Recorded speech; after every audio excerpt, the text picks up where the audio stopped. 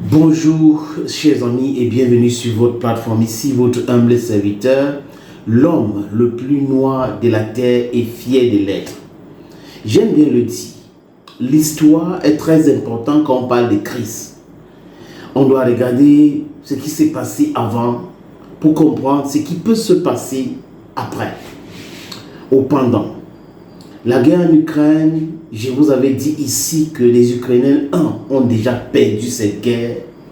2, les Européens n'ont jamais soutenu les gens de façon sincère. Quand je parle des Européens, je pense là à l'Occident collectif. Ils ne sont pas sincères dans leur métier. Et j'ai pris beaucoup d'exemples ici. Vous avez Saddam Hussein qui a pensé à un moment donné qu'il était le chouchou, il était l'homme que les Occidentaux aimaient tellement au Moyen-Orient. Mais vous avez vu comment il a terminé. Ils ont assassiné froidement M. Saddam Hussein. L'erreur monumentale du guide libyen, guide de la Jamaïa arabe libyenne, c'était de penser que c'était une bonne chose de normaliser ses relations avec des voyous en Occident. Nicolas Sarkozy, c'est un voyou politique, même financier. Ce n'est pas moi qui le dis, la justice française d'ailleurs l'a condamné. Vous avez David Cameron qui est un voyou politique. Vous avez George Bush, Dick Cheney, Barack Obama, Hillary Clinton, aujourd'hui Donald Trump. Donc en fait ces gens-là, les élites, sont sélectionnés. J'ai comme l'impression qu'il y a une grande maison, tout le monde est dedans. Après, on peut décider que, ok, on va aller en compétition, n'importe qui gagne, ça sera la même chose. Donc, vous ne pouvez rien changer. J'ai vu des images, par exemple, des amis il s'appelle Netanyahu. J'aime pas trop parler de lui parce que c'est un criminel de guerre, c'est un génocidaire qui était au Congrès, aux États-Unis. Il dit, peu importe le bord politique que vous êtes, franchement, je sais que vous soutenez l'Israël. En fait, le message était clair, les gens ne peuvent pas s'opposer à l'ordre qu'ils ont établi eux-mêmes.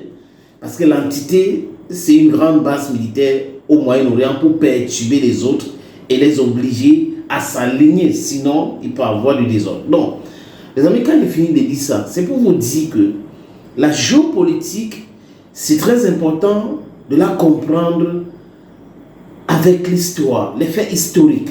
Parce que si on ignore les faits historiques, on peut se piéger. Et beaucoup ont fait cette erreur, ils se sont piégés.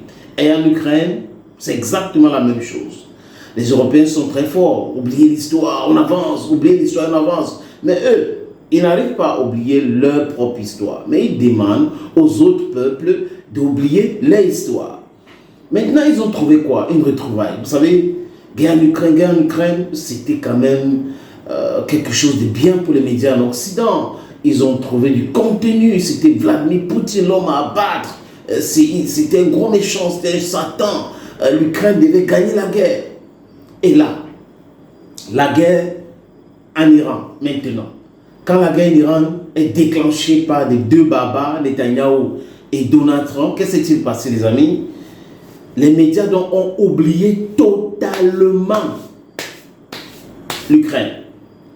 C'est-à-dire que c'est un filet qui parle de l'Ukraine. En bref, comme ça. Mais en réalité, aujourd'hui, c'est l'Iran. Parce que ça va en plus.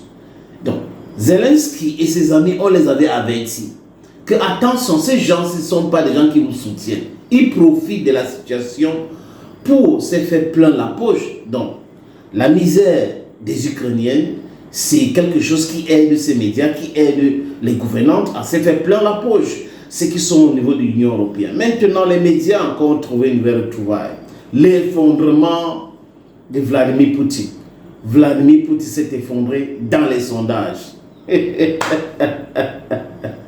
les Russes, maintenant, ils disent, ce sont les Occidentaux qui disent cela, les médias, que c'est 72%. Il est passé de 91 à 82, maintenant il a 70% des taux comment on appelle ça, favorables. Donc les Russes commencent à détester Poutine à 72%. Un président est détesté dans son pays. C'est-à-dire que 72% de Russes sondés disent qu'ils sont favorables à Vladimir Poutine. Et 28% ne sont pas favorables. Et là, Poutine s'effondre. C'est vraiment, son taux de popularité s'effrite, les Russes commencent à le détester, les Russes commencent à comprendre que la guerre en Ukraine, c'était vraiment une guerre stupide.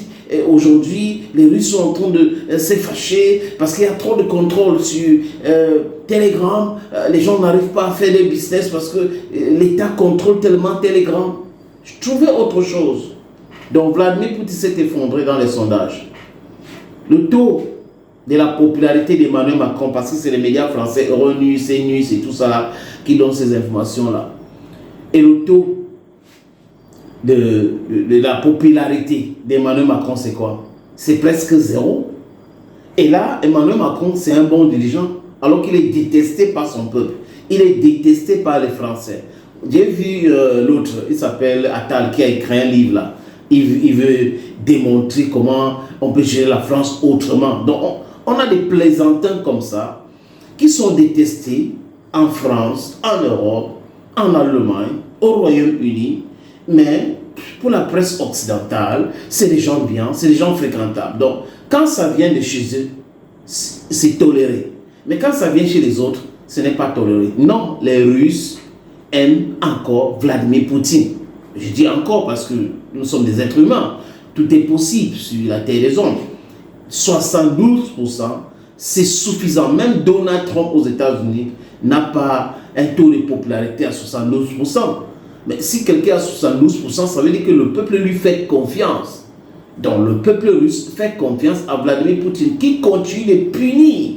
Je dis encore les amis, punir les Européens en Ukraine, qui continue de punir les Américains en Ukraine. Vous pensez que Donald Trump est en train de fuir la guerre contre l'Iran par rapport à quoi? C'est parce qu'ils ont tellement dépensé en Ukraine et aujourd'hui, ça n'a pas donné les fruits escomptés et ils se sont attaqués en Iran en pensant que ça devait être chose facile, alors que Duncan, le chef d'état-major de l'armée américaine ou des armées américaines, avait dit que ça sera très compliqué, ça risque d'être un boubier. Donald Trump n'a pas compris, il s'est dit ok, on est fort. Il a trop regardé les films de Chuck Norris, de Rambo, de Sylvester Stallone, où un homme peut entrer dans un pays, terrasser tout, mettre tout le monde à genoux. Ça, il faut que les Américains commencent à enlever ça dans leur tête.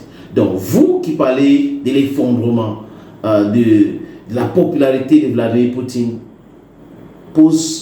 posez la bonne question aussi chez vous. Commencez par poser la bonne question aussi concernant Macron, concernant Kerstin, concernant Friedrich Merz, concernant même votre Vlado des Pandora Papers. Les amis, Arongomi.